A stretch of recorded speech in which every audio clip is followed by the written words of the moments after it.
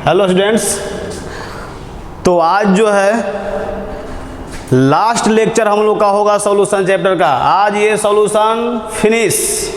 अब आप लोग को देखना है कि आप भी फिनिश हो गए हैं या कुछ बाकी रह गया है आप लोगों में। मेरा तो भाई आज का चैप्टर जो है, जो सॉल्यूशन चल रहा था, वो आज जो है लास्ट लेक्चर होने वाला है। और आज सबसे इम्पोर्टेंट टॉपिक स्टार्ट होने वाला है, हेनरी लॉ। नाम सुने होंगे। तो आज जो है हेनरी लॉ स्टार्ट होगा और ये इसी के साथ आपका ये चैप्टर ख़त्म भी हो जाएगा। ठीक है, चलिए स्टार्ट हम करते हैं हेनरी लॉ को। ये कहाँ से आएगा, पहले आप आएंगे, हेडिंग आप लोग लिखेंगे, सॉल्युबिलिटी में आएंगे पहले, इसी में हेनरी लॉ आगे आएगा, इसी से रिलेटेड है। हेडिंग लिखिए, solubility of gas in a liquid. Gas की सॉल्युबिलिटी देखना है किसमें, लिक्विड में। ध्यान दीजिएगा, हेनरी साहब का जो लॉ है वह इसी से रिलेटेड है, गैस की सॉल्युबिलिटी लिक्विड में। समझे, लिक्विड में लिक्विड नहीं, लिक्विड में सॉलिड नहीं, किसका, लिक्विड में गैस को सोल्यूबल कराएंगे, उसी से रिलेटेड है किनका लॉ, हेनरी साहब का law.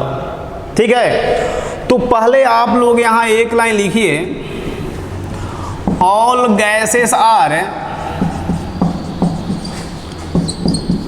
Soluble in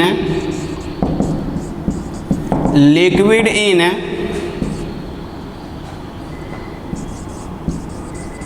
a small amount.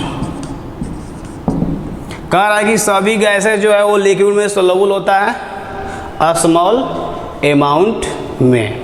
अब सवाल ये उठता है कि सोल्युबिलिटी है क्या। आप लोग सर सोल्युबिलिटी क्या है, ये सर क्या बात पूछ रहे हैं सर। सोल्युबिलिटी का मतलब किसी से लिक्विड में कोई चीज़ को डिजल्व कर दीजिए, कोई सब्सटेंस को डिजल्व कर दीजिए, वो सोल्युबिलिटी हो जाएगा। भाई आपका सोल्युबिलिटी कहेंगे, सोल्युबिलिटी क्या होता है, तो आप क्या कहेंगे कि सर सोल्युबिलिटी का मतलब होता है किसी सबस्टांस में कोई दूसरे सबस्टांस को अगर हम डिजल्व कर देते हैं और वो अच्छा से उसमें डिजल्व हो जाता है तो उसको क्या बोलते हैं, सोल्युबिलिटी बोलते हैं। यही ना बोलेंगे। आइए सोल्युबिलिटी के डिफिनीशन में कि भाई सोल्युबिलिटी होता क्या है, सोल्युबिलिटी होता क्या है। देखो, यूनिट वॉल्यूम लिक्विड में, सॉल्वेंट भी आप बोल सकते हैं, कोई दिक्कत नहीं है। यूनिट वॉल्यूम का मतलब 1 लीटर भी हो सकता है, 1 मिलीलीटर भी हो सकता है, इतना ध्यान दीजिएगा। तो यूनिट वॉल्यूम लिक्विड में गैस यानी कि सॉल्यूट कितना डिजॉल्व है उसको हम बोलते हैं सोल्युबिलिटी। चलिए पहले डिफिनीशन लिख देते हैं, उसके बाद जो है आप लोग समझाएंगे आपको। देखिए पहले लिखिए, amount of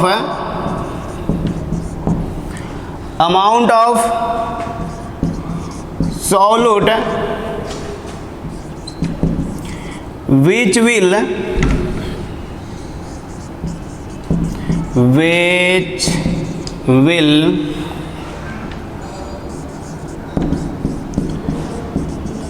dissolve in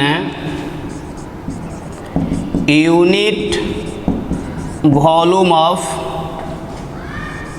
liquid to form a saturated solution at particular temperature and pressure। ठीक है, कह रहा है कि यूनिट वॉल्यूम लिक्विड में सॉल्यूट का कितना अमाउंट डिजॉल्व है to form saturated solution. Saturated solution जानते हैं, मतलब कि सॉल्यूट का मैक्सिमम अमाउंट किसी लिक्विड में सॉल्यूट कितना डिजल्व हो सकता है मैक्सिमम, मतलब उसके बाद जो है वो संभव नहीं है डिजल्व करना, तो वैसे सॉल्यूशन को हम क्या बोलेंगे, सैचुरेटेड सॉल्यूशन। जैसे देख लीजिए, आप क्या कीजिए, एक गिलास पानी ले लीजिए, एक गिलास वाटर ले लीजिए, आप इधर चीनी को रखिए, शुगर को। अब क्या कीजिए कि धीरे धीरे शुगर को एक गिलास पानी में डिजल्व कराते जाइए, डिजल्व कराते जाइए। तो बताइए क्या एक गिलास पानी में 1 kg चीनी को आप डिजल्व करा सकते हैं क्या? नहीं घुलेगा। आप एक गिलास पानी में डिजल्व कराते जाइए, करते जाइए, कभी एक टाइम ऐसा आएगा कि अब उसमें सॉल्यूट जो है वो डिजल्व नहीं हो सकता है। तो अब जब सॉल्यूट डिजल्व नहीं हो सकता है, अब नीचे बैठने लगेगा, प्रिसिपिटेट होने लगेगा, समझे? तो अब डिजल्व नहीं होगा, तो वैसे सॉल्यूशन को हम बोलते हैं सैचुरेटेड सॉल्यूशन। यानी आप कह सकते हैं कि किसी लिक्विड में सॉल्यूट का मैक्सिमम कैपेसिटी, मैक्सिमम जितना हो सकता है उतना, अब उसके आगे नहीं, तो वैसे सॉल्यूशन क्या बोलेंगे हम, सैचुरेटेड बोलेंगे। ठीक है, इसके बाद यहाँ दिया हुआ है eight particular temperature and pressure, मतलब कि टेम्परेचर और प्रेशर को खास रखना है, कांस्टेंट रखना है। ये नहीं कि टेम्परेचर प्रेशर को चेंज करेंगे ना तो सॉल्युबिलिटी भी चेंज हो जाएगा, कोई दिक्कत नहीं है। चलिए ये हो गया। अब देखिए बताएंगे कि सॉल्युबिलिटी जो है वो किन किन बातों पर डिपेंड करता है। तो आप लोग मेरे साथ हेडिंग लिखिएंगे, गैस की सॉल्युबिलिटी पढ़ना है, ध्यान देना। यहाँ वाटर में शुगर को नहीं मिलाना है, वाटर तो लिक्विड, लेकिन शुगर क्या हो गया, सॉल्यूट ना, तो सॉलिड को नहीं मिलाना है, गैस को डिजल्व कराना है, ठीक है ना। चलिए अब आएंगे सॉल्युबिलिटी ऑफ गैस को कौन कौन से फैक्टर्स अफेक्ट करते हैं। तो मेरे साथ आप लोग हेडिंग लिखिए और अच्छा से समझिए, क्योंकि ये जो आज जो लेक्चर चल रहा है हेनरी लॉ आगे आने वाला है, ये लास्ट लेक्चर आपका होगा। Solubility of gas, solubility of gas depends upon following factors. समझे नहीं समझे? आइए आइए धीरे धीरे समझिएगा जी। समझ में आता है आप लोग की? ऐसी तरह वीडियो नहीं देखते हैं क्या? लेक्चर अच्छा से देखिए, समझिए, धीरे धीरे समझिए। एक बार में नहीं समझ में आया, 2 बार 3 बार ऐसे देखते जाइए, तब ना होगा। चलो तो आइए इसमें फर्स्ट में, फर्स्ट नंबर है nature of gas and the solvent. Gas के नेचर कि आप किस गैस को डिजल्व करते हैं। तो गैस के नेचर पर और सॉल्वेंट के नेचर पर डिपेंड करता है सॉल्युबिलिटी। मतलब कोई गैस है जो ज़्यादा सॉल्युबल होता है, कोई सॉल्वेंट है जो अपने में ज़्यादा सॉल्युबल कराता है गैस को, कोई सॉल्वेंट है जो अपने में कम सॉल्वेंट को डिजल्व कराता है। समझ रहे हो? तो अब आएंगे nature of gas and solvent, कोई दिक्कत नहीं, ध्यान देंगे। यहाँ पर आप एक लाइन लिखेंगे, सॉल्युबिलिटी ऑफ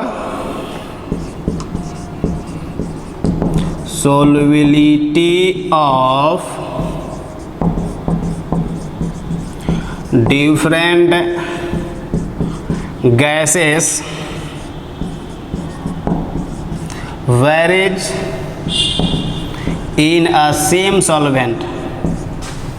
सेम सॉल्वेंट कह रहा है कि एक ही सॉल्वेंट में अगर डिफरेंट गैस है तो उनका सॉल्युबिलिटी क्या होगा, वैरी करेगा। समझे? एक ही सॉल्वेंट में अगर डिफरेंट गैस लेते हैं तो कोई गैस ज़्यादा डिजल्व होगा, कोई गैस कम डिजल्व होगा। ठीक, यहाँ पर लिखेंगे some gases are more soluble whereas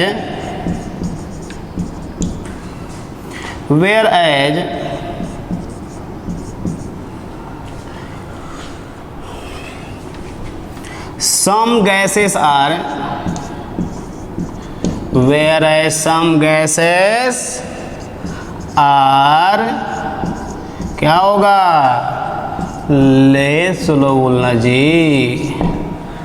कहेगी सर कैसे हम पता करेंगे कि कौन सा गैस जो है वो ज़्यादा डिजल्व होगा और कौन सा गैस कम डिजल्व होगा, यही पूछ रहे हैं ना। आइए एग्जाम्पल में यहाँ पर देखिए, हम बोल रहे हैं कि गैस के नेचर पर, जैसे यहाँ हम लेते हैं ऑक्सीजन और यहाँ पर हम लेते हैं SO2। क्लियर। ऑक्सीजन जो गैस है ना, इसका देखिए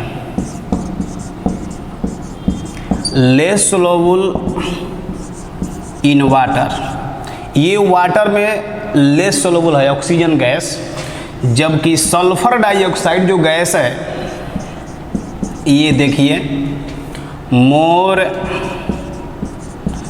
सोलुबल इन वाटर, ये मोर सोलुबल है और ये लेस सोलुबल है। अब आप सोचते होंगे, जरूर आपके माइंड में आता होगा कि सर ये ऐसा होता क्यों है, ऑक्सीजन गैस जो है वाटर में लेस सोलुबल हो गया, लेकिन सर सल्फर डाइऑक्साइड गैस जो है वो मोर सोलुबल हो गया, ये ऐसा क्या होता है।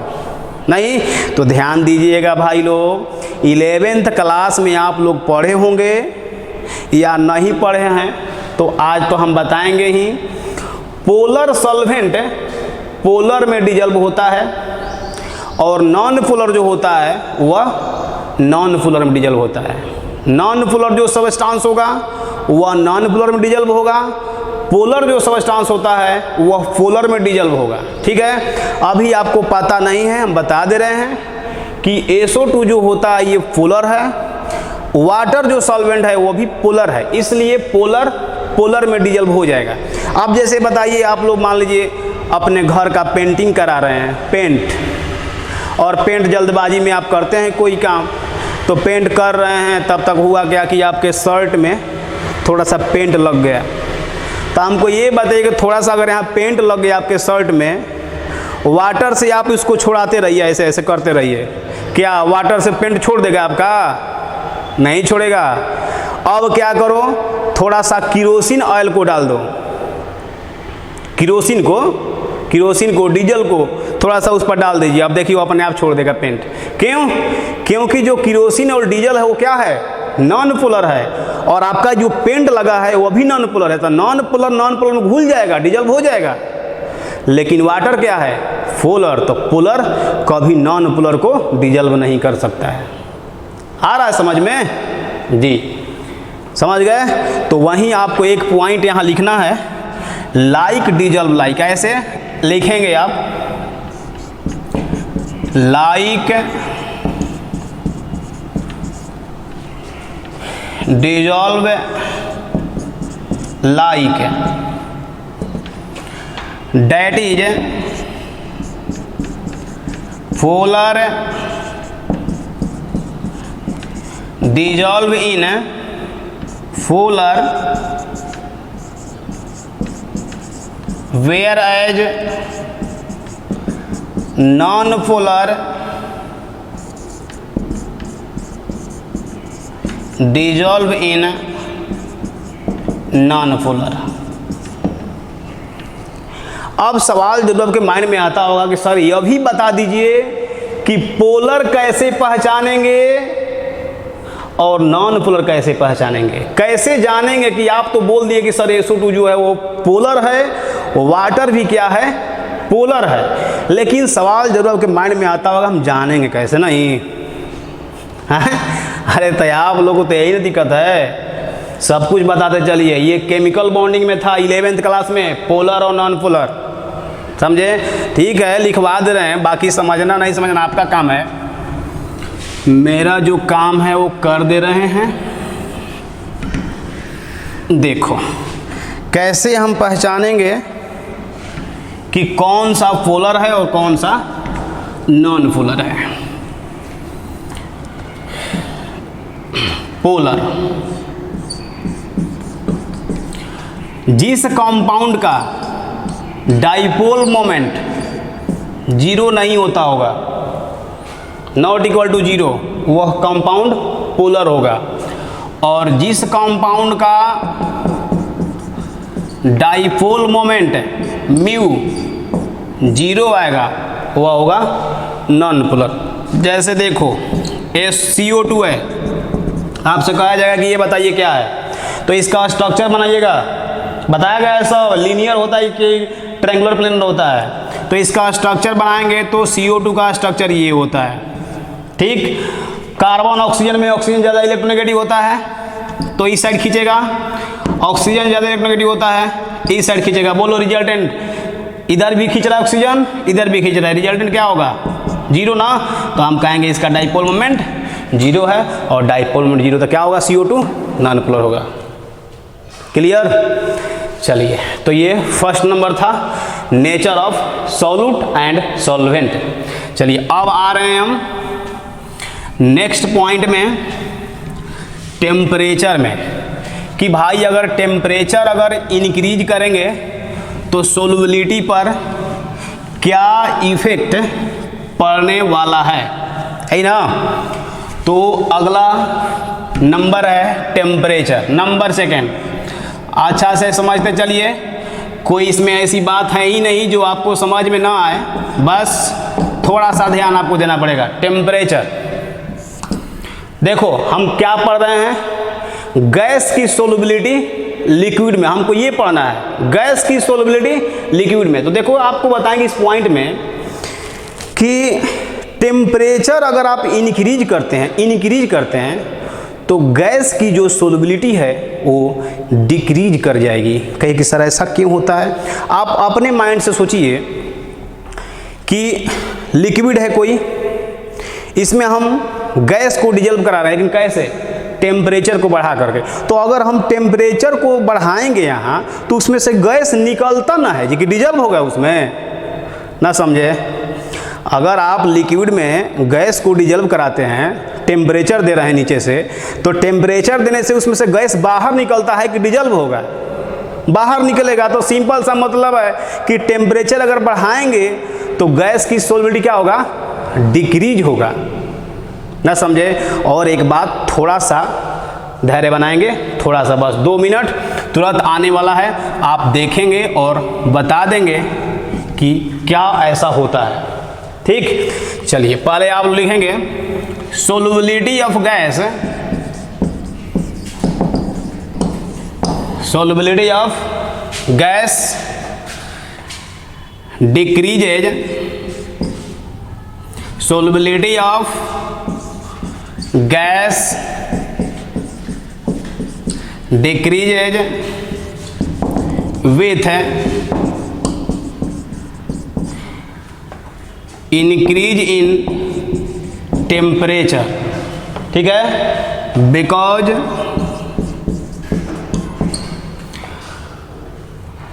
Dissolution of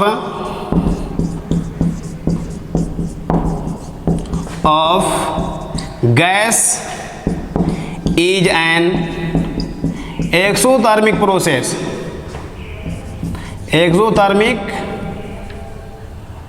thermic process. देखो कह रहा है क्या कि अगर आप टेम्परेचर को इंक्रीज करेंगे तो गैस की सोलबिलिटी डिक्रीज करेगा। क्यों डिक्रीज करेगा? तो यहाँ पर दे रहा है क्योंकि गैस को अगर आप डिजल्व कराते हैं तो गैस को डिजल्व कराने से वह प्रोसेस क्या होता है? एक्सोथर्मिक हो जाता है। एक्सोथर्मिक का मतलब क्या समझते हैं? हीट रिलीज होता है। तो हमको ये बताओ, इतना पता है ना, बस खत्म। कहने का मतलब कि एक्सोथर्मिक जो प्रोसेस होता है जिसमें हीट रिलीज होता है, तो हीट रिलीज अगर होगा तो वह क्या होगा?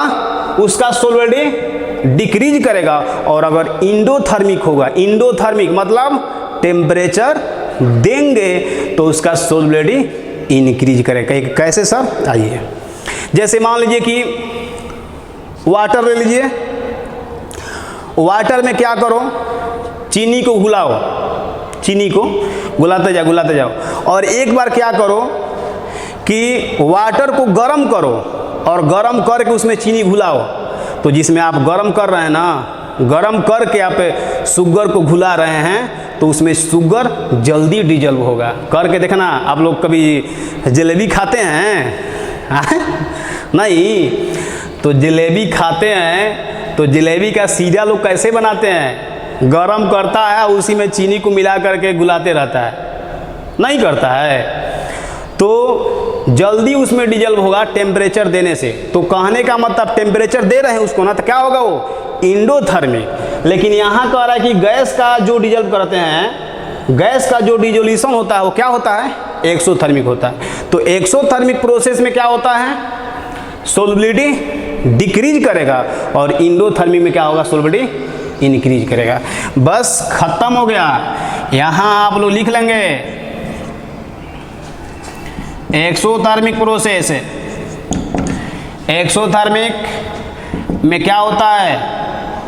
टेम्परेचर को अगर आप इंक्रीज करते हैं, क्या करना है? टेम्परेचर को इंक्रीज करना है तो सोलबिलिटी क्या होगा? वो डिक्रीज करेगा। टेम्परेचर को अगर आप इंक्रीज करते हैं तो सोलबिलिटी डिक्रीज करेगा, ठीक। लेकिन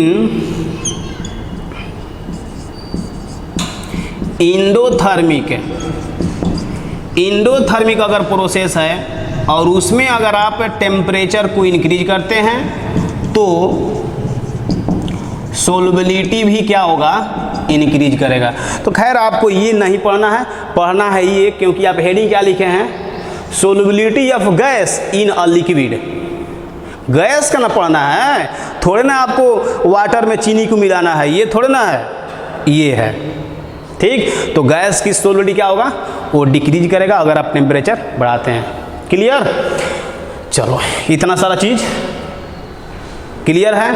अब आ रहे हैं हम नंबर थर्ड में। नंबर थर्ड है प्रेशर। नंबर थर्ड क्या है? प्रेशर। तो प्रेशर तो नाम सुनते ही आपको समझ में आ गया होगा ना कि प्रेशर इंक्रीज करने से क्या होता है।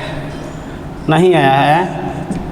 लिखो, ये तो कोई भी बता देगा कि प्रेशर बढ़ाने से गैस की सोलबिलिटी बढ़ेगी। लिखिए, solubility of gas, solubility of gas increases with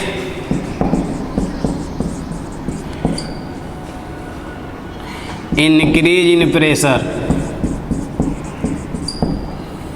with increase in pressure। और यहीं से आ रहा है हेनरी साहब का लॉ, यहीं से एंट्री होने वाला है, यहीं से। अब यहाँ से हेनरी लॉ चल देगा, solubility of gas increases with increase in pressure. और अब आ रहे हम हेनरी साहब का लॉ, क्योंकि हेनरी साहब जो है वह गैस की सोलबिलिटी बताए हैं प्रेशर के आधार पर, बेसिस पर, ठीक। ये साहब जी देखिए, हेनरी साहब जो है ना, जो बात बोले थे वो आप भी बोल सकते थे। अगर उस जमाने में आप रहते तो हेनरी साहब जो बोले थे वो आप भी बोल सकते थे। एकदम सिंपल सा बात बोले हैं, देखिए क्या बोले थे, आप सही में बोल सकते थे आप, लेकिन उस जमाने में आप तो थे नहीं। तो इसलिए हेडिंग आप लोग लिखेंगे हेनरी लॉ।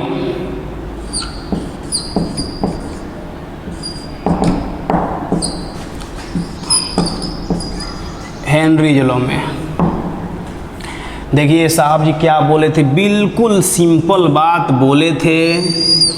ये बोले थे कि कोई लिक्विड है,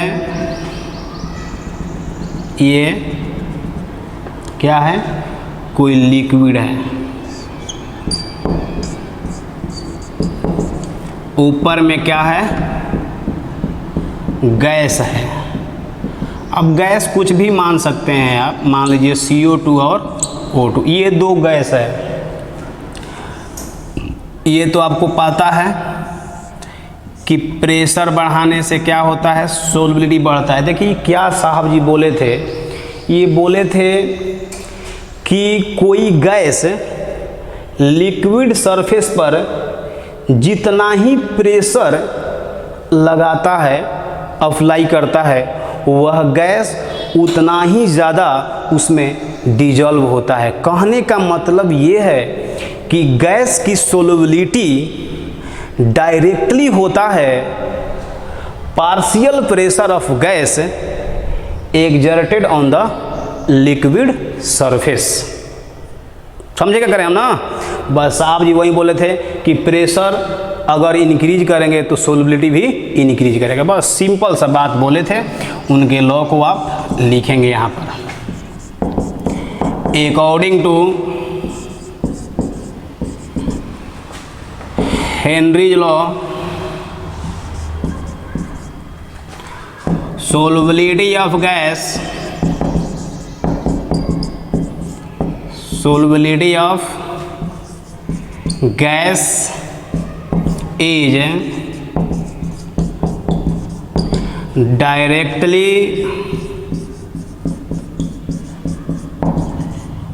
proportional to the partial pressure of gas over the liquid surface, over the, बोलो, नहीं बोलेगा, लिक्विड सरफेस। लिक्विड सरफेस पर जो गैस जितना ही पार्शियल प्रेशर अप्लाई करता है वह उतना ही ज़्यादा सोलुबल होगा, डायरेक्टली होता है। कहने का मतलब समझ गए होंगे कि जो सोल्युबिलिटी है वह डायरेक्टली होता है किसके, pressure apply on liquid surface. ठीक, अगर आप इस साइन को हटाएंगे तो आपको पता होना चाहिए कि एक कांस्टेंट आता है K। ध्यान दीजिएगा, ये सोल्युबिलिटी है और ये पार्शियल प्रेशर है, दोनों डायरेक्टली होता है। K जो है वो प्रोपोर्शनलिटी कांस्टेंट होता है। ध्यान देंगे आप लोग, क्या होता है, प्रोपोर्शनलिटी कांस्टेंट। ठीक है, यह किस पर डिपेंड करता है वह भी लिख लीजिए, बहुत एग्जाम में पूछता है, यह भी आप लोग लिख लेंगे। Depends upon nature of gas, nature of solvent, temperature and pressure. समझे, ये जो प्रोपोर्शनलिटी कांस्टेंट है बताएंगे, यही हेनरी कांस्टेंट कहलाता है। तो ये डिपेंड करता है गैस के नेचर पर, नेचर ऑफ सॉल्वेंट पर, टेम्परेचर पर भी डिपेंड करेगा और प्रेशर पर भी डिपेंड करेगा। ये सही है, एक लिख लिए होंगे। चलिए अब आ रहे हैं हम, ये तो सब कुछ समझते चलिएगा। आज जो है लास्ट लेक्चर है आपके इस चैप्टर का, इसके बाद ये चैप्टर फिनिश हो गया। तो चलो, जैसे देखो एक छोटी सी क्वेश्चन से बना आपको बता रहे हैं। इफ एम, एम क्या है, amount of gas dissolve in unit volume of liquid. कह रहा है ये कि यूनिट वॉल्यूम लिक्विड में गैस का कितना अमाउंट डिजल्व हुआ है। तो एम ये अमाउंट है, समझ रहे हो ना। मान लेते हैं हम कि किसी लिक्विड के यूनिट वॉल्यूम में गैस का एम अमाउंट डिजल्व हुआ है और फिर जो है पी ये क्या है, तो ये है पार्शियल प्रेशर। देखिएगा, देखो partial pressure of gas over the liquid surface, liquid surface. P कह रहा है कि पार्शियल प्रेशर है और एम क्या है, गैस का अमाउंट है जो डिजॉल्व हुआ है सोलोबल। तो क्या आपको पता है हेनरी साहब क्या बोले थे? वो बोले थे कि गैस का जो सोलबिलिटी है वह पार्शियल प्रेशर का क्या होता है, डायरेक्टली होता है। तो क्या हम यहाँ कह सकते हैं जी, कहे कि क्या सर क्या कह सकते हैं, बोलिएगा तब तो हम बोल रहे हैं। टेंशन नहीं लेना है, टेंशन देना है। किसको देना है? हाँ, अपने पेरेंट्स को दीजिएगा, मेरे को नहीं। तो ये सोलबिलिटी, ये एम जो है गैस की सोलबिलिटी है, अमाउंट है, कितना सोलबल हो गया। तो क्या हम नहीं कह सकते हैं कि एम जो है वो डायरेक्टली होगा पी के? बोलो ना। हाँ सही है। यहाँ पर एम कांस्टेंट, बस कुछ नहीं, सोलबिलिटी के जगह पर ये एम है। अरे सोलबिलिटी ये है जी, ये नहीं कह रहा है यहाँ पर कि amount of gas dissolve in unit volume of liquid है।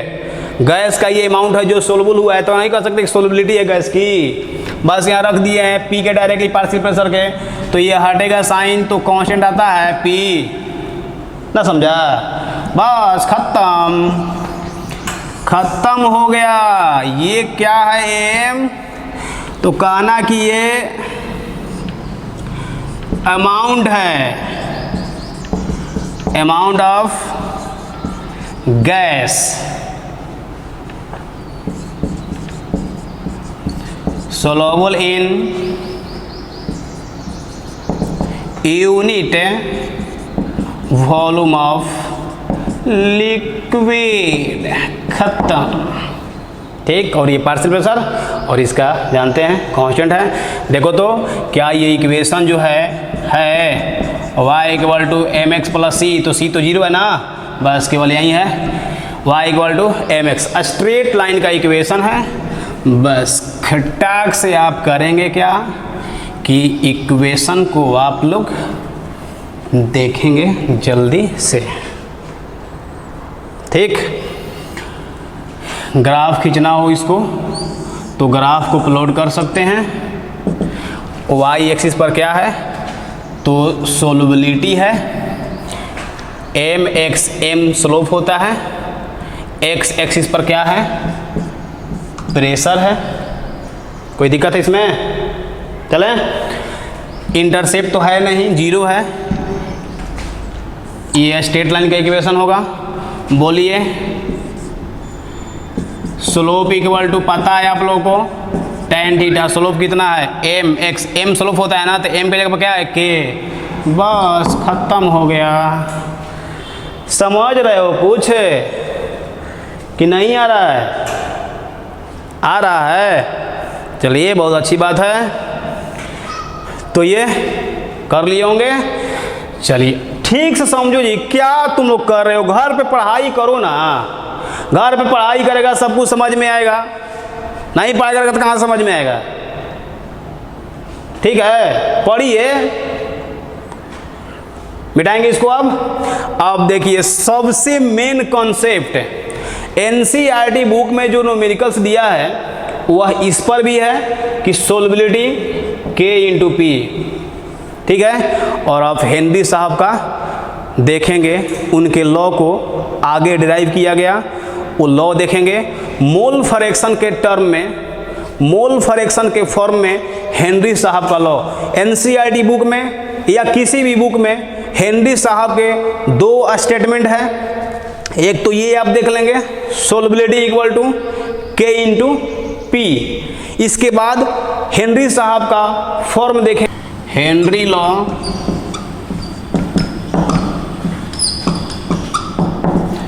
in the form of mole fraction, ठीक है।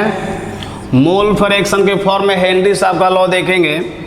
आपको बताया गया अभी कि जो सोल्युबिलिटी है वो डायरेक्टली होता है पी के, partial pressure of gas over the liquid surface. Solubility का आपको डिफिनीशन क्या बताया गया है कि यूनिट वॉल्यूम लिक्विड में कोई सॉल्यूट का कितना अमाउंट डिजॉल्व है, कितना अमाउंट डिजॉल्व है, उसको हम बोलते हैं solubility. Mole fraction equal to क्या होता है, देखते रहना ध्यान से। आपको बताया गया मोल फ्रैक्शन इक्वल टू क्या होता है, सॉल्यूट का मोल, और बाई क्या होता है, टोटल मोल होता है। सही है यहाँ तक। सॉल्यूट का अमाउंट कितना डिजॉल्व है यूनिट वॉल्यूम में, अमाउंट ध्यान देना, क्या अमाउंट, मोल भी तो अमाउंट ही होता है। अरे अमाउंट का ये केमिकल यूनिट होता है और बाकी ग्राम और केजी क्या होता है, फिजिकल यूनिट होता है, ये भी अमाउंट ही है, ठीक है। तो बताइए हमको, जब ये मोल इंक्रीज करेगा तो क्या मोल फ्रैक्शन भी इंक्रीज करेगा, मतलब डिपेंड करेगा इस पर ना, करेगा डिपेंड। तो क्या हम नहीं कह सकते हैं कि सोल्युबिलिटी पर मोल फ्रैक्शन डिपेंड करेगा, क्योंकि मोल इज द सोल्युबिलिटी, ठीक। मोल पर मोल फ्रैक्शन डिपेंड करेगा, ठीक है। तो ना नहीं कह सकते हैं हम कि सोल्युबिलिटी पर भी मोल फ्रैक्शन डिपेंड करेगा। तो मोल फ्रैक्शन के टर्म में ध्यान दीजिएगा, ये साहब जी बोले हुए हैं कि पार्शियल जो प्रेशर होता है ना वो डायरेक्टली होता है किसके, तो मोल फ्रैक्शन ऑफ गैस के होता है। अच्छा से समझिएगा, सब कुछ माइंड में सेट करते चलिए। इसके बाद अगर इस साइन को हटाएंगे, प्रोपोर्शनलिटी साइन को, तो आपको पता है कि यहाँ पर एक कांस्टेंट आता है KH, और ये हो गया मोल फ्रैक्शन ऑफ गैस। ये भी आपको बता दिया गया, ये क्या है, हेनरी कांस्टेंट है, नहीं बोलो, हेनरी कांस्टेंट है। क्लियर। अब देखिए, आपको बताएंगे कि अगर आपसे पूछ दिया जाए कि बताइए हेनरी कांस्टेंट जो KH है इसका यूनिट क्या होता है, तो देखिए इसका यूनिट हम बता रहे हैं आपको, माइंड में सब कुछ सेट करते चलिएगा। Unit of Henry constant KH, ये बताओ ये क्या है, मोल फ्रैक्शन है। मोल फ्रैक्शन क्या होता है, मोल बाई टोटल मोल, तो मोल अब बाई टोटल मोल, तो मोल मोल कैंसिल हो जाएगा। ऐसे भी इसका क्या है, मोल फ्रैक्शन, फ्रैक्शन का यूनिट नहीं होता है, समझ रहे हो। तो इसका जो यूनिट है वो किस पर डिपेंड करेगा, प्रेशर पर डिपेंड करेगा। और आपको तो पता ही है प्रेशर का यूनिट क्या होता है, इसलिए हम बोलेंगे केज का यूनिट क्या होगा, ATM में होगा, नहीं तो फिर बार में हो सकता है, क्योंकि प्रेशर का भाई जो यूनिट होगा वही तो केज का यूनिट होगा। क्लियर है। चलिए यहाँ तक तो आप लोग समझ गए। आप देखिएगा मेरा इसी पर काम आगे बढ़ने वाला है, ठीक है ना, इसी पर मेरा काम आगे बढ़ने वाला है। मिटाएंगे इसको, समझ में आप लोग को आता होगा, हमको आशा ही नहीं पूर्ण विश्वास है। अगर भाई समझ में फिर भी नहीं आ रहा है तो इसमें आपका दोष है, मेरा दोष क्या है, नहीं है। समझा कि ना समझा, P equal to KH into क्या होता है, मोल फ्रैक्शन ऑफ गैस। ये बताइए mole fraction of gas equal to बोलिए, तो आप कहेंगे कि सर ये पार्शियल प्रेशर और बाई क्या होगा, KH होगा। अब आपसे कह दिया जाए प्रेशर कांस्टेंट है, P जो है वो कांस्टेंट किया जाए, तो हमको ये बताइए कि जब प्रेशर को आप कांस्टेंट मान लेंगे तो क्या हम उस केस में नहीं कह सकते हैं कि मोल फ्रैक्शन जो है वह इन्वर्सली होगा किसके, KH के। और ये मोल फ्रैक्शन क्या है, सोलबिलिटी को बताया गया। ये मोल फ्रैक्शन सोलबिलिटी को बताता है, मतलब कि मोल फ्रैक्शन अगर ज़्यादा होगा तो सोलबिलिटी क्या होगा, ज़्यादा होगा। ये जो टर्म है सोलबिलिटी को बता रहा है, यहाँ पर समझ रहे हो ना, सब बता दिए हैं। आइए, इतना तो आप लोग को पता है कि अगर हम टेम्परेचर को बढ़ाएंगे, टेम्परेचर को, तो बोलो सोलबिलिटी क्या होगा। इसको मिटा दे रहे हैं। देखिएगा भाई, काफ़ी इम्पोर्टेंट पॉइंट चल रहा है अभी। बोलो अगर टेम्परेचर को हम इंक्रीज करते हैं तो गैस की सोलबिलिटी क्या होगी, डिक्रीज करेगी। नहीं जी, बोलो नहीं समझ में आ रहा है क्या जी, सोलबिलिटी क्या होगी, डिक्रीज। और जब सोलबिलिटी डिक्रीज कर जाएगी तो आप KH बोलिए। जब सोलबिलिटी डिक्रीज तो KH क्या होगा, इंक्रीज। दोनों में इन्वर्सली रिलेशन है ना जी। इतना भी आप लोग को नहीं समझ में आता है क्या। अब एक पॉइंट लिखिए, देखिए आपको एक NCERT बुक में दिया हुआ है कि जो भी एक्वेटिक स्पेसीज होती है, एक्वेटिक स्पेसीज जो होते हैं वह कोल्ड वाटर में कंफर्टेबल होते हैं रेदर देन वार्म वाटर। मतलब कि ठंडे पानी में उनको अच्छा लगता है किसके तुलना में गर्म पानी से। ऐसा क्यों होता है, ठीक है। तो देखो यहाँ लिखा हुआ है कि टेम्परेचर अगर इंक्रीज करेंगे तो सोलबिलिटी क्या होगा, डिक्रीज करेगा, ठीक है। आइए पहले इस पॉइंट को हम लिखते हैं। लिखेंगे सोलबिलिटी ऑफ गैस, देखते जाना, solubility of gas decreases with increase the temperature, ठीक है। Due to this reason aquatic species are more comfortable in cold water rather than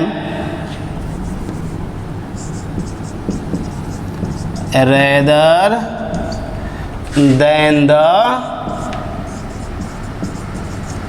warm water, ठीक है। देखिए यहाँ पर कह रहा है कि टेम्परेचर को अगर आप इंक्रीज करते हैं तो गैस की सोलबिलिटी क्या होगी, डिक्रीज करेगी। तो हमको ये बताइए, वार्म वाटर है, गर्म पानी है, तो टेम्परेचर उसका ज़्यादा है, और जब टेम्परेचर ज़्यादा है तो उसमें गैस की सोलबिलिटी क्या होगी, कम होगी। इसीलिए एक्वेटिक स्पेसीज जो होते हैं वह कोल्ड वाटर में कंफर्टेबल होता है रेदर देन वार्म वाटर से। समझ रहे हो इतना बात। चलिए तो अब हम चलते हैं, देखिएगा हेनरी साहब का जो लॉ है उसका बहुत सारा एप्लीकेशन है। कहाँ कहाँ पर हेनरी साहब के लॉ का एप्लीकेशन है और कहाँ पर उनका लिमिटेशन है। अब आप जो है हेनरी साहब के लॉ को एप्लीकेशन देखेंगे और फिर उसका लिमिटेशन देखेंगे। ठीक है, तो आइए चलते हैं हम हेनरी साहब के एप्लीकेशन में। ठीक है, आइए लिखिए, चलिए देखिए application of Henry law. Henry law का एप्लीकेशन देखो, अच्छा समझिएगा। हेनरी लॉ जो है वो कहाँ कहाँ पर एप्लीकेबल है, कहाँ कहाँ यूज किया जाता है, आइए देखते हैं। पहले फर्स्ट पॉइंट में आपको अच्छा समझा रहे हैं ये है क्या। देखिए क्या रहेगा कि to increase the solubility of CO2 in soda water and soft drinks the बोतल is sealed under high pressure. आप लोग तो कोल्ड ड्रिंक्स पीते होंगे ना, नहीं पीते हैं? तो कोल्ड ड्रिंक जो पीते हैं, जो भी पीते हो आप, तो कोल्ड ड्रिंक्स में हाई प्रेशर के साथ क्या होता है, CO2 गैस को उसमें डिजॉल्व किया जाता है। जैसे ही आप ढक्कन कोल्ड ड्रिंक्स का खोलते हैं, क्या होता है, वो उसमें से गैस जो ऊपर आता है वो बाहर निकल जाता है। नहीं, कोल्ड ड्रिंक्स में आप लोग को देखिए तो कोल्ड ड्रिंक्स में क्या होता है, ऐसी मान लीजिए ये बोतल है, यहाँ पर ये पैक है ऐसे, तो इसमें जो CO2 गैस है ना, उसको बहुत ही हाई प्रेशर के साथ डिजॉल्व करके और ऊपर से सील्ड कर दिया जाता है। जैसे ही आप ये ढक्कन खोलते हैं, नहीं गैस निकलता है बाहर, तो CO2 गैस है। और आपको पता है कि CO2 गैस क्या होता है, हार्मफुल होता है, और वहीं आप पीते हैं, ध्यान दीजिएगा। ठीक है, तो CO2 गैस बाहर, जैसे ही आप इस ढक्कन को खोलेंगे, मान लीजिए कि अभी क्या था, अभी आप जो है 3 से 4 ATM पर आप इसको उसमें क्या किए हैं, सील्ड कर दिए हैं। जैसे ही आप इसको ढक्कन को हटा देंगे, तो ढक्कन हटाने के बाद क्या होगा, अब एटमॉस्फेरिक प्रेशर के इक्वल हो जाएगा। अब तो ढक्कन खोल दिए आप, तो अब ये हमारे आ जाएगा एटमॉस्फेरिक प्रेशर 1 ATM पे आ जाएगा। समझ रहे हो? तो ये है CO2 गैस खत्म। आएंगे नंबर सेकंड पॉइंट में। देखो नंबर सेकंड पॉइंट क्या है, सब मिटाएंगे समझा करके। नंबर सेकंड पॉइंट ध्यान देना, कभी आप लोग माउंटेन पर अगर जाएंगे, पहाड़ पर, तो देखो मान लो कि यहाँ पर ये क्या है, अर्थ है, ये मेरी अर्थ और ये हम हैं। ठीक है, अब आपको क्या करना है कि माउंटेन पर जाना है, ये पहाड़ पर इनको चढ़ना है। यहाँ पर, यहाँ ये पहाड़ पर चढ़ना चाहते हैं, तो हमको ये बताओ, इतना तो आप लोगों को पता है कि जैसे जैसे हम ऊपर जाते हैं प्रेशर क्या होता है, कम होता है। तो जैसे ही आप ये ऊपर जाएंगे, पहाड़ पर चढ़ेंगे, तो प्रेशर क्या होगा, कम हो जाएगा। और जब प्रेशर कम हो जाएगा तो ध्यान देना, सोलबिलिटी क्या होगा। अगर प्रेशर लो तो आपको बताए थे अभी तुरंत ना, सोलबिलिटी क्या होगा, कम हो जाएगा। और सोलबिलिटी जब कम हो गया तो गैस, जो ऑक्सीजन गैस आप सांस में लेते हैं रेस्पिरेशन में, वह क्या होगा, अच्छा से सोलबल नहीं होगा आपके ब्लड में। इसलिए क्या होता है कि जो भी ये ऑक्सीजन सिलेंडर लेकर के जाते हैं, ऑक्सीजन सिलेंडर लेकर के ये जाते हैं माउंटेन पर चढ़ने वाले लोग, तो उनके ऑक्सीजन सिलेंडर में क्या होता है कि नाइट्रोजन गैस को ऐड कर दिया जाता है इनके सिलेंडर में। ये क्या करता है कि प्रेशर को बढ़ा देता है। नाइट्रोजन गैस प्रेशर को बढ़ाएगा, और जब प्रेशर को बढ़ाएगा तो ऑक्सीजन गैस जो है वो आपके ब्लड में ज़्यादा सोलबल होगा। समझ रहे हो क्या कर रहे हैं ना, कोई दिक्कत नहीं है। वहीं यहाँ लिखा हुआ है, nitrogen gas added in the oxygen cylinder of mountain climbers, कोई दिक्कत नहीं है। और लास्ट पॉइंट है, यहाँ देखेंगे, कह रहा है कॉम्बिनेशन ऑफ हीमोग्लोबिन मतलब blood and oxygen in the lung. जैसे आप लोग सांस लेते हैं, देखिए सांस लेने से क्या होता है, ये ऊपर भी उठता है, छोड़ते हैं तो फिर नीचे दबता है, ऐसे होता है। सांस लेंगे ऐसे हुआ, छोड़ेंगे ऐसे होगा। इसमें क्या होता है, जब ऐसे होता है इसका मतलब क्या, प्रेशर लगा रहा है, और प्रेशर लगाने की वजह से ऑक्सीजन गैस जो है ना वो हमारे ब्लड में सोलबल होता है। आ समझ में? तो हेनरी साहब का एप्लीकेशन ये था। ठीक है, अब आप देखेंगे कि हेनरी साहब का जो लॉ है वो कहाँ तक लिमिट है। कहने का मतलब कि लिमिटेशन ऑफ हेनरी लॉ, ठीक है। चलो देखिए, limitation of Henry law, Henry साहब का जो लॉ है वह कहाँ पर लिमिट है, ठीक है। आइए, कह रहा है फर्स्ट पॉइंट में कि the presence of gas is not too high and temperature is not too low. कह रहा है कि जो भी आप प्रेशर दे रहे हैं, क्योंकि आपको क्या बताया गया था कि सोल्युबिलिटी जो है वो डायरेक्टली प्रोपोर्शनल होता है किसके, partial pressure of gas over the liquid के। लेकिन यहाँ पर लिमिटेशन है उनके लॉ का कि जो गैस आप ले रहे हैं, गैस उसका the pressure of gas is not too high and temperature not too low. Pressure high नहीं होना चाहिए ज़्यादा और टेम्परेचर बहुत लो भी नहीं होना चाहिए, उनके लॉ को सही करना है तो, ठीक है।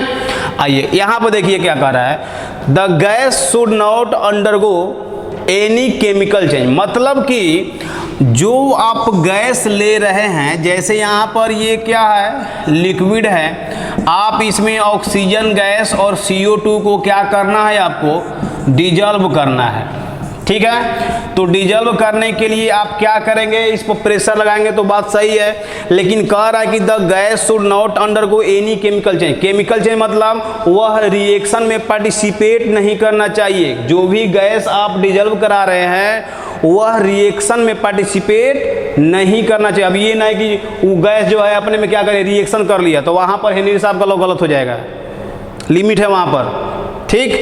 और थर्ड पॉइंट और लास्ट पॉइंट है, the gas should not undergo association और डिसोसिएशन इन द सॉल्यूशन। कह रहा है कि गैस जो भी आप ले रहे हैं वह एसोसिएट या डिसोसिएट नहीं होना चाहिए। जैसे मान लीजिए कोई भी गैस हो, अगर अंदर में जाने के बाद लिक्विड में अगर एसोसिएट हो गया या फिर डिसोसिएट हो गया, टूट गया, तो वहाँ पर हेनरी साहब का जो लॉ है वह रॉन्ग माना जाएगा। जैसे देखिए हम क्या बोल रहे हैं, जैसे अमोनिया गैस है, मान लीजिए NH3 ये गैस है, यह टूट जाता है किस में, N2+3H2 में। देखो नाइट्रोजन और हाइड्रोजन में ये गैस क्या होता है, डिसोसिएट हो जाता है। तो इस गैस के लिए हेनरी साहब का जो लॉ है वह रॉन्ग होगा, कोई दिक्कत नहीं है। तो गैस एसोसिएशन और डिसोसिएशन उसका नहीं होना चाहिए। वो गैस में क्या है, ये रिएक्शन में पार्टिसिपेट नहीं करना चाहिए। और यहाँ पर है कि प्रेशर और टेम्परेचर बहुत ज़्यादा नहीं होना चाहिए, ठीक है। तो क्लास ख़त्म हो गया। इसी के साथ आपका ये सॉल्यूशन चैप्टर जो है वो द एंड पे हो गया, ठीक है। ओके, थैंक यू आज क्लास में प्रेजेंट होने के लिए, थैंक यू।